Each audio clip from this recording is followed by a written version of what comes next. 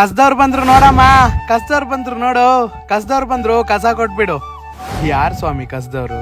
ಯಾರು ಅವರು? ಕಸ್ದವ್ರಲ್ಲ, ಸಮಾಜದಲ್ಲಿರುವ ಕಸವನ್ನು ಎತ್ತಿ ಹಾಕಿ ಸ್ವಚ್ಛ ಮಾಡುವವರು. ಅವರೇ ನಮ್ಮ ಪೌರ ಕಾರ್ಮಿಕರು. ನಗರದಲ್ಲಿ ಎಷ್ಟೇ ಕಸವಿರಲಿ, ಪ್ರತಿನಿತ್ಯ ಬೆಳಗ್ಗೆ ಬೇಗನೆ ಎದ್ದು ಪ್ರತಿ ರಸ್ತೆಯಲ್ಲಿರುವ ಕಸವನ್ನು ಕಲೆ ಹಾಕಿ, ಪ್ರತಿ ಮನೆಯಲ್ಲಿರುವ ಕಸವನ್ನು ಕಲೆ ಹಾಕಿ ನಗರದ ಸ್ವಚ್ಛತೆ ಕಾಪಾಡುವಲ್ಲಿ ನಿರಂತರ ಸೇವೆಯನ್ನು ಸಲ್ಲಿಸುತ್ತಾ ಇರುವವರು ನಮ್ಮ ಪೌರ ಕಾರ್ಮಿಕರು. ಕಸ ಅಂದ್ರೆ ಏನ್ ಸುಗಂಧ ಬೀರುತ್ತಾ? ಇಲ್ವೇ ಇಲ್ಲ. ಅದೆಷ್ಟೇ ಕೆಟ್ಟ ವಾಸನೆ ಇದ್ದರೂ, ಕೊಳೆತು ನಾರುತ್ತಿದ್ದರೂ ಯಾವುದಕ್ಕೂ ಅಸಹ್ಯ ಪಡದೆ ಕಾಯಕವೇ ಕೈಲಾಸ ಎನ್ನುವ ತತ್ವಕ್ಕೆ ತಕ್ಕಬದ್ಧವಾಗಿ ನಿರಂತರವಾಗಿ ದುಡಿಯುತ್ತಾ ಇರುವವರು. ಎಷ್ಟೋ ನಾಗರಿಕರು ವಿದ್ಯಾವಂತರಾಗಿದ್ದರೂ ಸಹ ಇವರನ್ನು ಕೀಳಾಗಿ ಕಾಣುತ್ತಾರೆ ಅನ್ನೋದು ಒಂದು ರೀತಿಯ ವಿಪರ್ಯಾಸ, ಬೇಸರಿ. ಎಂತಹ ದೊಡ್ಡ ದೊಡ್ಡ ಕಾರ್ಯಕ್ರಮಗಳು ಜರುಗಿದರೂ ಆ ಜಾಗವನ್ನು ಮಾರನೇ ದಿನ ಮತ್ತೆ ಸ್ವಚ್ಛವಾಗಿಡಲು ನಮ್ಮ ಪೌರ ಕಾರ್ಮಿಕರಿಂದ ಮಾತ್ರ ಸಾಧ್ಯ.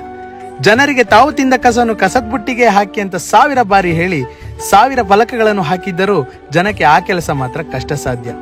ಆದ್ರೆ ಇವರು ಯಾರ್ಯಾರೋ ತಿಂದು ಬಿಸಾಕಿದ್ದ ಕಸವನ್ನು ಎತ್ತಿ ಹಾಕಿ ಸ್ವಚ್ಛತೆಗೆ ಮಾನ್ಯತೆಯನ್ನು ಕೊಟ್ಟು ಯಾವುದೇ ರೀತಿಯ ಸ್ವಾರ್ಥವಿಲ್ಲದೆ ನಿಸ್ವಾರ್ಥ ಸೇವೆಯನ್ನು ಸಲ್ಲಿಸುತ್ತಲೇ ಇರುತ್ತಾರೆ.